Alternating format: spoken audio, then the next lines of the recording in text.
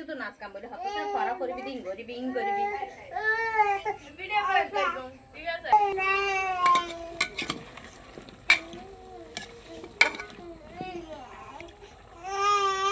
রান্না কেমন হবে শেয়ার করব